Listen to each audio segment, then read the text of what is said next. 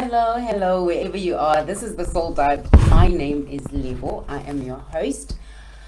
I want to welcome you wherever you are, far and wide, wherever my voice reaches you, or this picture, this smile reaches you. Hi, hello. This is the Soul Dive, and in perfect Soul Dive fashion, please find a nice, comfortable spot so that we can do our check-in. Sit nicely and get comfortable, placing our feet firmly on the ground. Today we are going to focus on our heart.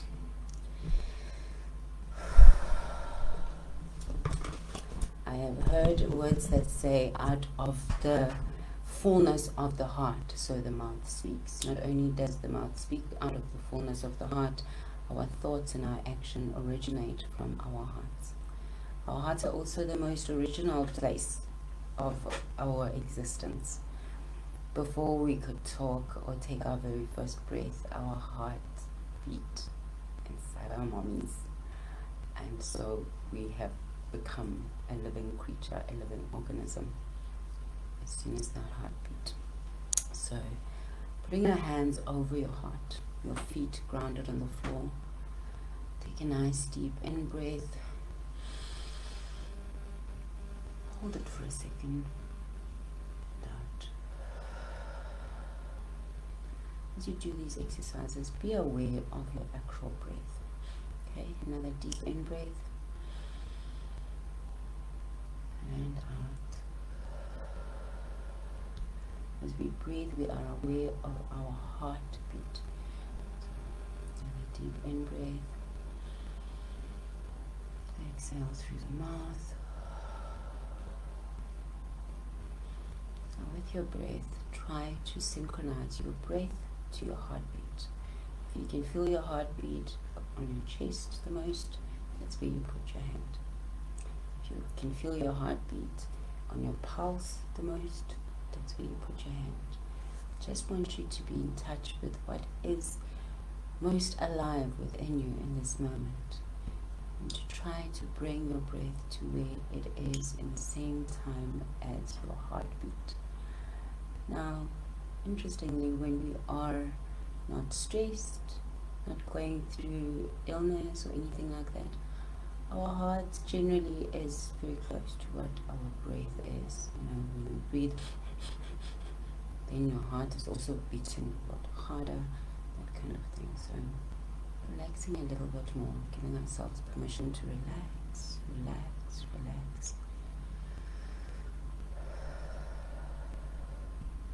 Thoughts come and go. We don't give them importance. We don't dwell on them. We let them go their own way. We're finding our heartbeat. We're aware of the beating of our heart. We are aware of the breath.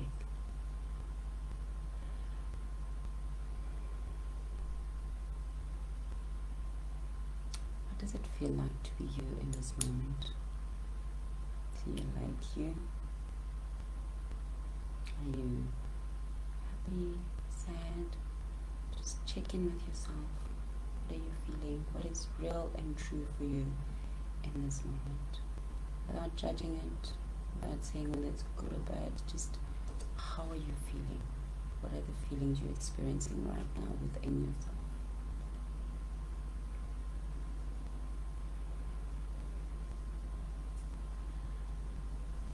Let's take a nice deep breath, raising our arms,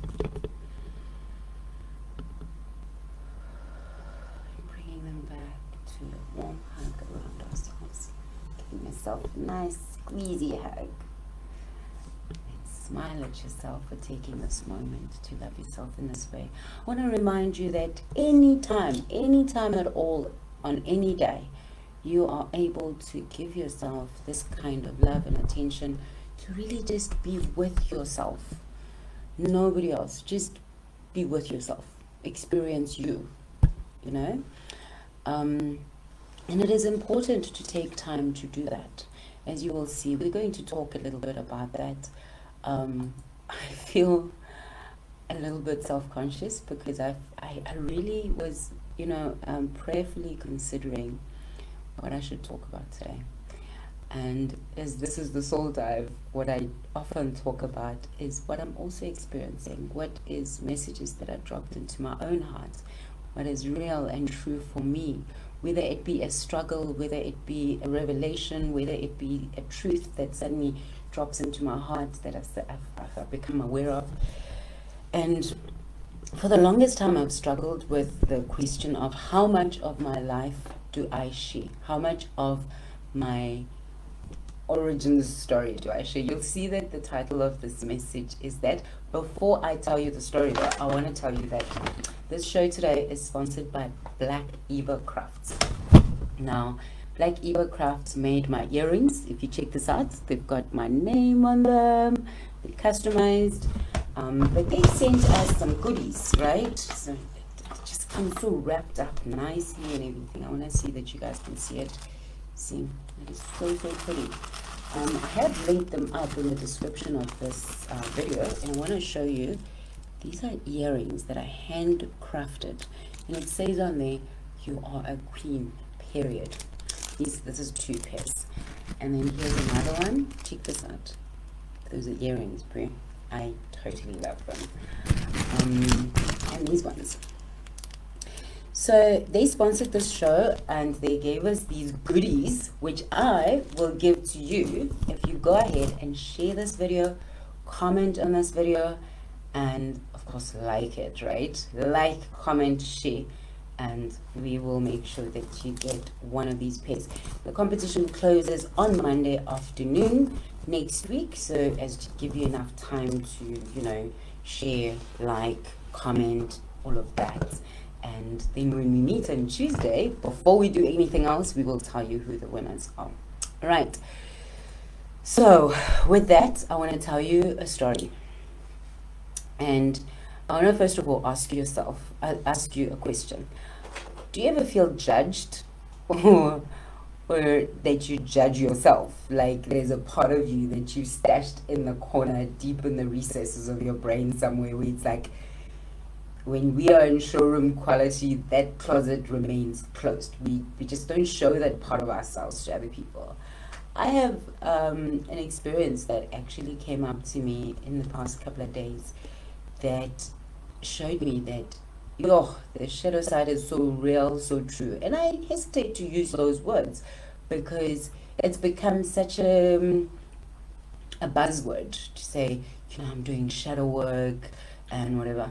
But I want to unpack that, and I'll do this by letting you perhaps a little bit more into my own life and my own shadow sort of experience, and just unpack that for you. So here it is. It's the part of us that has us respond in ways we cannot anticipate because we are keeping it in the dark. We are resisting it. We are judging it. We feel shame about it. We find it in others and project our feelings of shame and judgment to them. And I'm going to give you an example with something that's really, really simple to understand. So other people become like a proxy for what we refuse to accept within ourselves. Now, in order to illustrate this, I have to tell you the story that's going to be so nervous. So here we go. When I was a teenager, my parents and I moved to Togoza. And this was just in time for the riots in the 90s to happen. Yes, I just aged myself. Sorry for you. I really didn't like the place because it was very far from my grandparents, my cousins, people I love, my friends, and everything that I'd grown up knowing. Now here I am, as a teenager and dragged away from everyone I love and everything.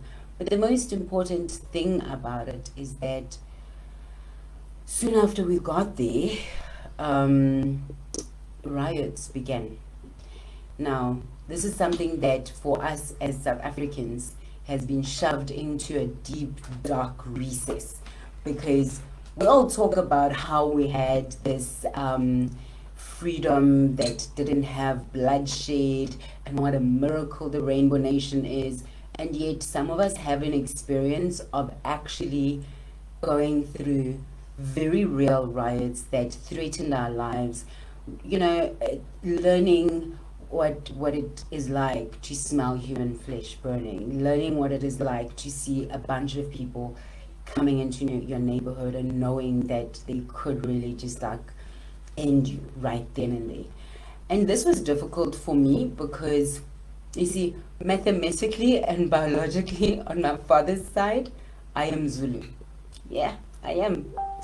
And yet this is one of those things that I've buried because I've got a shame about that, because there was this huge story that the Zulu were the ones that were agitating and whatever. But I happen to also know that most of my friends, most guys that I grew up with that were the same sort of age, didn't make it to age 21. They were either destroyed by the riots because they got into the SDU units that defended the township. And I was so angry about how the fathers in the township where I was had allowed our brothers who were like from age 12 to 18 to go out and fight these grown men from the hostels. So I had shame from both sides. I had shame from whether I was siding with the Sutus, the Xhosas, the other black people that live in the general township, or whether I was actually within myself, as I use distancing language, mathematically and biologically Zulu. You know, like there is a part that is so shameful about being in a position where you have to almost like self-divorce, self-separate from a part of you that is a big part of you, but it's shame, it's disassociation, it's judgment, it's the inability to embrace that part of me. Like I said before, in South Africa, we are hailed as this country that transitioned without bloodshed. My friend, there was bloodshed. If not real death by actual people dying in physical form, a death within us, where some of us were not able to actually look in the mirror or look at another Zulu person or another Xhosa person and appreciate them as a person and enjoy speaking our languages. I, from then on, for the longest time, only spoke English. And yes, it was one of those celebrated things. Oh, you speak so well, what. And yet, it was actually like a way of shying away from who essentially I am, having seen this violent part of me, this violent part of my descriptors, of my associations, and by extension to a point where, I didn't like being associated with the township itself. I didn't like being associated with Zuluness or Xhosaness or any of that. I really wanted to just be a black person who had, in fact, just a person, not even like all those other descriptions, you know? So for the longest time, I didn't speak isiZulu. I didn't speak isiXhosa, even though I certainly can, and I learned both of them at school. And this time, speaking in a mixture of both opened me up to where, for a brief moment, I would be dazed, like it's, and I'm going to tell you another story. So in 2018, as part of Businesswomen for the region, I was asked to go speak at a school. So while I'm standing there, I'm prepared, and often I speak in English, so it's not a train smash. It's like, yeah, I'm in my element. Except just as I was about to get up on stage, the principal walks up to me and says, "Please speak in Xhosa."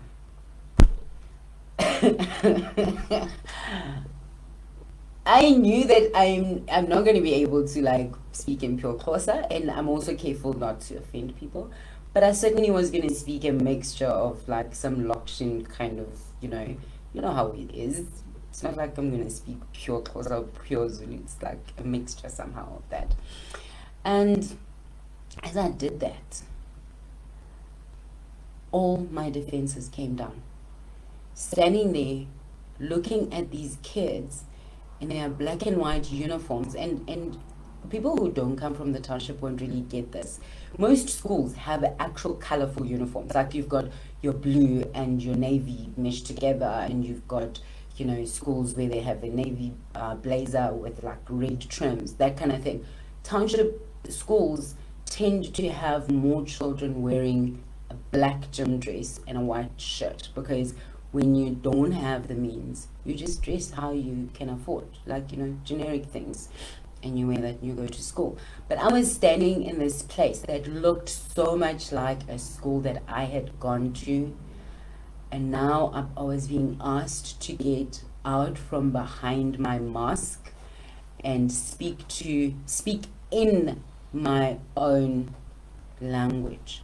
And I was like, how do I do that, having divorced myself? But I didn't have enough time to, like, dilly-dally. I knew this on a surface level, but I didn't realize how deep it went, to a point where I might be sitting in a call center, which were my previous jobs, and I'd be finding myself really angry when I'm confronted with a black man of any description. If he just even looks like he's from the township or sounds like it, it's like, oh my goodness, why? And it was like such a battle. But on this day, standing there in front of those kids, my defenses came down. I had to speak in a language that I had abandoned all those many years. I stood in my story. And in that moment, I realized the importance of actually standing within my story, that I had taken away that poisons and pains and shame and all of those things that have been crystallized in me, wrapping all of these bundles of emotions up, my original story, wrapping it up and hiding it somewhere where I'm sure nobody else knew what I was going through, but I very much did. After I left that space, I still dealt with days and days of just being highly emotional and very, very shaken. And I had to ask myself, why am I so shaken? And it happened again recently when I just was like, okay, what is this? Why is this a holdback? Because every time I go to journal and need to write about my past and stuff like that, there's parts that seem to just be blocked. There's like a block of like 4 years that is like a dark hole. Like, don't go in there. That room is unavailable for anyone. And I'm sure that this is something that happens to a lot of us, but we don't interrogate it. We take for granted that as we are interacting with others and everything, that we actually coming from a place of nowness and today. We have things that surprise us about ourselves, because while we go about trying to know our loved ones and caring for others and everything, a lot of times we don't know ourselves at all, if at all. When we internalize circumstances that are beyond our control, I told you I was a teenager. There's no way that I could have known what to do with all that violence or how to deal with it, especially when the whole country was gaslighting us afterwards, saying, oh no, you know what? We had such a wonderful transition. And I'm like, no, my very life came to a standstill somehow. And there is so much that goes on in life that does that. But it's my responsibility and it's your responsibility to examine our thoughts. And why do I say examine our thoughts? Because our original story expresses itself through us, through our thoughts, through our actions. Every thought that happens, and let me paint you a picture. So you've got one circle, which is your emotions, and you've got one circle, which is your actions.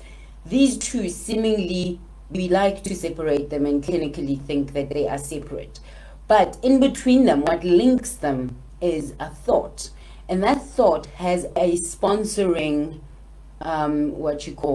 it's good. Like, there's a sponsoring thought. And the sponsoring thought is inspired by either love or fear. But not only actually either love or fear. It's like the full spectrum of kindness, compassion, all the things that go with love, understanding, gentleness, and all the things that go with fear, frustration, anger, shame, all of that. There's the whole entire spectrum. But we oftentimes like to categorize things as light and dark, emotion, action, male, female. And we go through life just thinking and acting as if there is like this invisible line. The invisible line, my friends, is the thought. Because what happens is that at the time of feeling the sensation, before it actually becomes a full-blown emotion, there is a thought that is sponsoring it. Now, here's the danger. The danger is when we actually don't interrogate that thought properly and just go to, why does that feeling of my heart beating fast and my palms sweating make me feel like I'm scared? When in fact, it's the same exact sensations that I would feel if I'm excited. But our mind takes us back to the very first time, to my original story of the first time I felt like that. The first time I made a decision that being Zulu is bad. The first time I made a decision that being brought up in the township is bad. Those things are what prompted me, those thoughts, those fears, and the loss of love and the expression that happened there, the emotions there, and the just inability to act. Because of course I was young, I wasn't able to actually affect the situation through my direct actions. So it's disempowering. So not only disempowering, but now I'm separating from myself and disassociating to myself. You see, it's like a fruit salad of just mishmash of confusion. And if I continued in life without looking and asking myself, okay, so yeah, that's fine. That seems to be my story. But in that story, what else? I literally have had to go back and read up and read other people's accounts of a story that I lived as well, to like see, am I crazy? Did I stash an original story within me that is busy poisoning my life, that is untrue? How true is it? And whether I had been able to find the original story, the important thing is about the questions that I actually ask. You know, it is said that wisdom is knowing the God within me, my God self. But now, we don't like to think of that, because when we hear the word God, we immediately, you see, in our black and white and male and female and emotions versus actions and versus, we've actually labeled God as all good. And then everything that is evil, we've created a whole idol about. Okay, that's fine. But now, everything in life means they are opposites. By having the existence of light, it means there exists darkness. This side is light, this side is dark. That's just how it works. When you present it with light, then it means there exists the possibility at least of some darkness. But if we become unaware of that, you know, because most of us don't take stock of what's in our hearts until it's very late, until it causes us to self-harm, or, you know, live a whole life propelled by the wrong origin story in our minds, live a whole life in conflict without knowing where this conflict comes from, in fear without knowing where this fear comes from. Somehow we gloss over the very existence of light and its implication of the fact that there is darkness and that is possible. You know, if there is any light within us, then there also is darkness within us, which if we leave it unchecked, it can progressively drive us to a deeper and deeper state of fear. And this deep state is, yes, it's undesirable, because now we're finding ourselves unable to control ourselves, acting in ways like, if you look at society at large right now, we're all just standing there with bazookas shooting, you know, a mosquito on the wall with a bazooka, overreacting to everything. Everything that's happening is life and death. It's like, it's the overreaction of all time. But it's because of the things within us that we have not shined the light on and gone, okay, so that's what's in there. Now, I'm not talking about shining the light on it, and then going, okay, so that's there. No, I'm talking about excavating those feelings and examining them and looking at them and saying, okay, how true is that? How balanced is that? What benefit does it do me or anyone else to hold on to the story? And then, very importantly, does it rouse emotion? Does it bring me emotions of either description? Does it make me exceptionally happy or exceptionally sad? What emotions does it bring up? Because if we don't have equanimity about it, equanimity is that state of balance where you are not excited and you are not, what's the opposite of excited? I've just lost that word.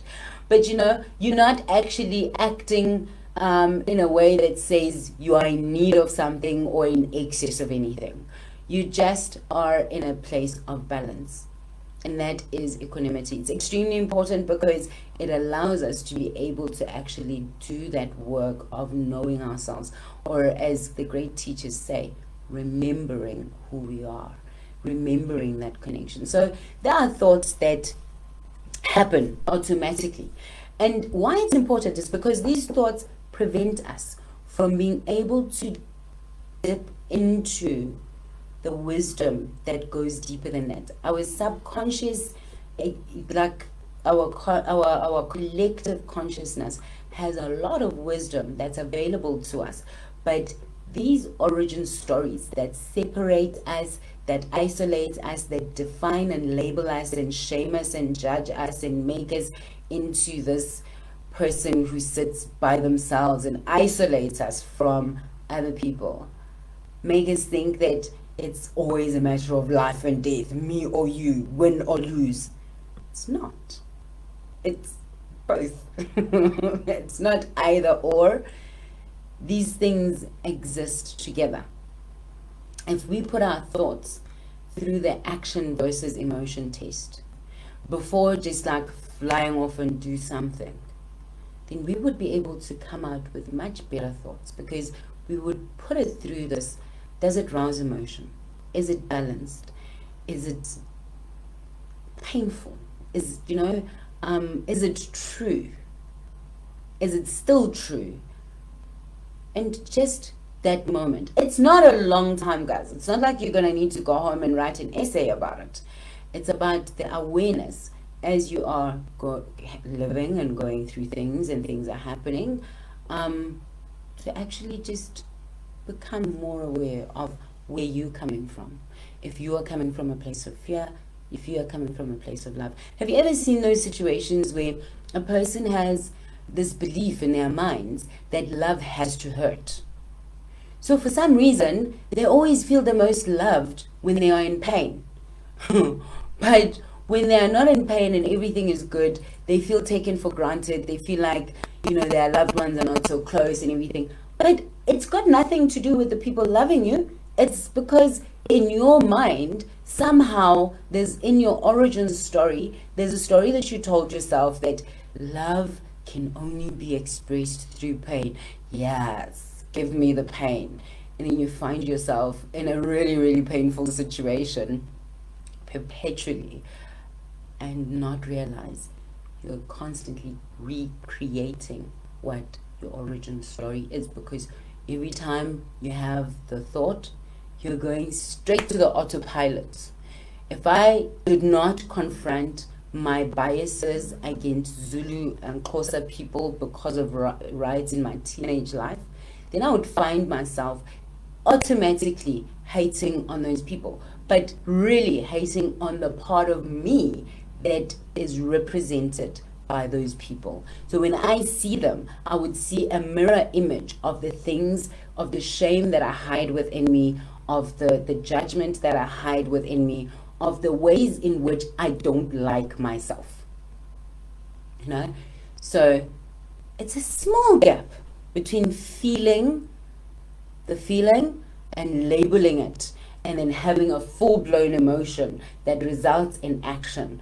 And we must, it's a call to every one of us to start to create that little bit of space. Things like meditation, things like physical, movement, and things like that, and prayer and contemplation and all of that, they help us to actually find that space where thought exists and where that river of our own thoughts and our own elements of beliefs, and where we derive our actions from, where we derive our thoughts from, that sense of where the love comes from, where the fear comes from, and all of that, we can tap into that. So resist the urge to live on autopilot, to just take what's available as the first thought, like to live on the level that guesses, that likes multiple choice, that likes true or false, right or wrong, black or white. No. First, understand this. In dealing with other people, what is present within me is what will call out to me in other people the most. I will very quickly see, like I had an accident when I was 8 and my teeth got affected. I see a person smile before I see anything about them, because I've got a self-consciousness about that. That happens with most of us. If you've got a self-consciousness about your eyes, when you see somebody else's eyes, you're like, oh, you got such nice eyes. But the other side of that same coin is that you may feel shame about your own eyes. You may feel shame about a part of you that you may express as appreciation for someone else, but at the same time, it's actually shade on yourself. Emotion or action, none of them are wrong. They don't stand on opposite of each other. It's not either or. It is both working together to sharpen those responses, to help you to navigate your life through the thoughts that actually take you from one action to the next, to the habits and the behaviors and all of that that become your character and really become you, right? They have to work together at every turn. It's like that saying of iron sharpens iron. Each one must bring its full 100%, with compassion in the heart, wrapped in kindness, yes, and carried on the lightness of hope, but very much aware. We are not to judge ourselves. This black and white, if you hear nothing else, hear this. This way of thinking that says something is either good or bad. Yes, there are extremes of the spectrum, but there exists everything in between. And we have a responsibility to look at things and just observe what they are and not judge them until we actually see what they are. It would be a mistake to think that there's only two choices, that the truth exists only this side or that side. It's not like that. There is a multitude of views and varieties that exist in life, and for some people it's the worst day when they find out, oh my goodness, I was not knowing this for so long. I was today years old when I found out that gray is actually also a color. And yet we can condemn some things in others. But I ask you, when you do that, are you willing to look in the mirror and just see that maybe, just maybe, I'm not saying for sure, right? I'm saying possibly it could happen that you are actually insisting that this person is exposing this part of you that you want to keep hidden, that you want to keep under the table, in the closet, or wherever it is that you keep your things that you don't want people to see. We must surrender the concept that we are somehow separate from others. It's in fact, no, I strongly believe this is the only way that we can experience others and understand that we are part of one another. That what disgusts and repels me in another is present within me. I wouldn't have such a strong, emotional, visceral response to it if it wasn't something that points the three fingers back at me and says, and you, and you, and you. And the willingness to actually accept that it's not a weakness. It is actually just that thing that you don't have to know all the answers. You just ask the question. Why is this like this? And you don't ask closed questions like, is this good or bad? No. We're trying to open up ourselves to the wisdom of all ages, to the collective consciousness of knowledge that exists outside of our little brains and the parts of us that are separate from others. Because yes, we present as individuals, like Maya Angelou says, I come as one, but I stand as 10,000. Every person that has come before me and culminated in the moment of my birth is within me in one way or another. It is important then to examine those things. You know, there are things that we started doing because it was a survival thing. I'm going to make you a silly example. There is a daughter who asked her mom, she's like, Mom, why do you always cut the end of the turkey and the beginning of the turkey when you're going to put it in the oven? And you like just cut the either side, like the end and the beginning, and you throw it away and just like cook the middle part of it. And her mom's like, I'm not really sure. Your grandma taught me to do the turkey like that. So that's just what I do. But one day they're having lunch at grandma's, and the little girl's like, Grandma, why does my mom cut the turkey like that? And then grandma's like, I don't know why she does it. I did it because I had a really small stove. It was an adaptation that she did because of her situation. But her daughter made it part of her origin story. It became the gospel to her. It became something to live by. Not recognizing that in actual fact, her grandma was not doing that because it is the gospel and the best way to do it or whatever. She's doing that of necessity. There's a lot of things that our forebearers and people that came before us, our mothers, our fathers, anybody and everybody, and even our own lives prior to this moment today has happened. And we have some coping mechanisms and some ways of being and thinking that we adopted. It is important to continue to examine that story. Is it still relevant? Is it still true? Does it benefit me in this moment? Does it move me forward? Does it give me hope? Does it help in any way? And you may think that these words mean that it is classified as good or bad. It's not. It is really just asking yourself, what benefit do I get from believing this? Does it propel me to a life I am happy to live and proud to create? I want to talk a little bit about children. A lot of times, because we are unaware, we pass on to our children things and beliefs and ways of being that we take for granted. If there's anything that we have seen recently in the world, it is that we cannot take anything for granted.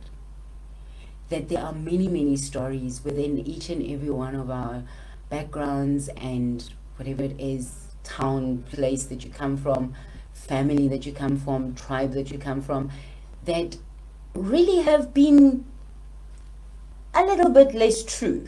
They've been the truth according to ...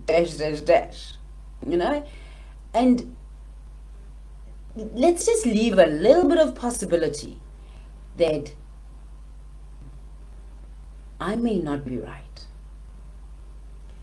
that you may not be right, that in fact we may not know what is right, but this is where we're at, and we owe it to ourselves to live with full awareness, to participate 100%, to question ourselves. at every turn, when we have that heightened emotion about things, when something just irritates you but you cannot explain why it irritates you, when something grates your carrot, Mario, you just cannot explain why this thing is so annoying for you, when just the sight of seeing a woman, like there was a time I couldn't even wear a duke, guys. I couldn't don one of these because it was like, oh my goodness, I don't want to be thought of as, those ladies of a kitchen. No, I must do my shung shwang, what.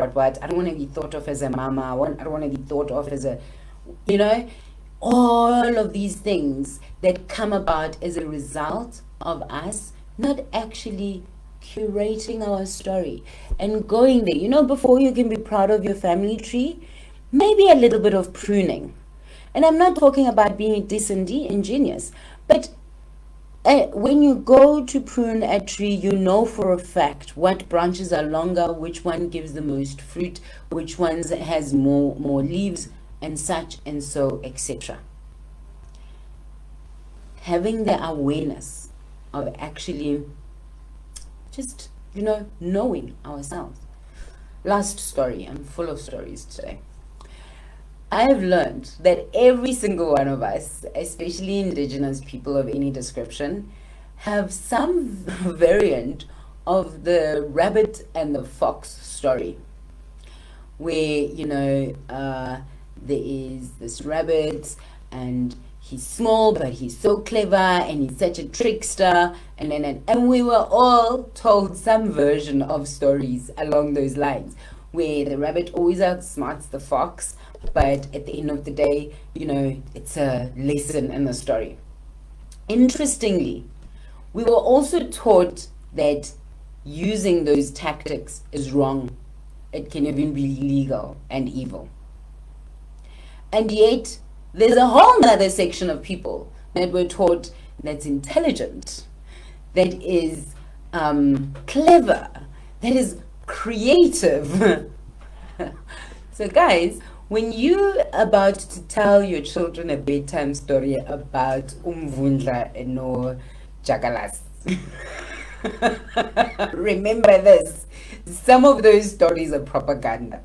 They are made and crafted to actually create a consciousness of some sort within us. So when you're reading those bedtime stories, when you're telling your children stories, when you're telling your children about where they come from, what their ancestors were like, and things like that, be mindful of what origin story you are creating. Because we may come as one, but we definitely stand as 10,000. Yeah? Yeah, that is what we were to talk about today. Our origin story is extremely important. Our story that we continue to tell ourselves, and I say origin story very loosely because I really mean every story we tell ourselves about ourselves and about other people that is anything up to this second, this moment. Everything prior to this moment is origin story. So I want to ask you to do one thing, to find a moment, whether it is 3 minutes, where you just sit and just watch your thoughts. Just, spend the time to just not create thoughts or anything. Just watch them, like a person sitting at a bus stop watching people watching, just as people go past. Don't give him energy to any of them. Just watch them. See what it is that keeps coming up over and over and over. And then see what it is that has emotion attached to it.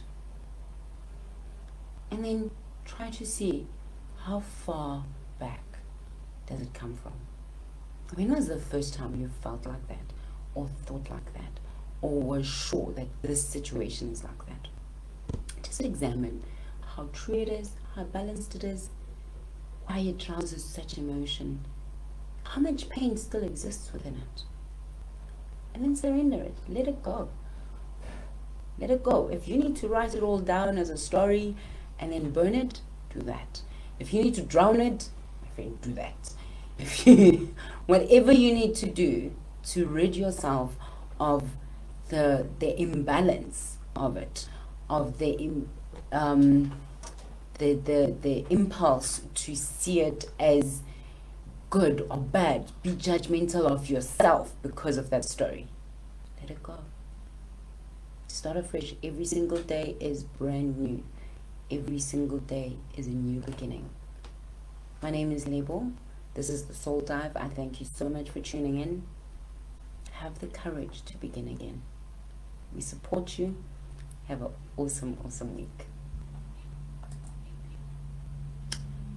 Do, do, do, do, do, do.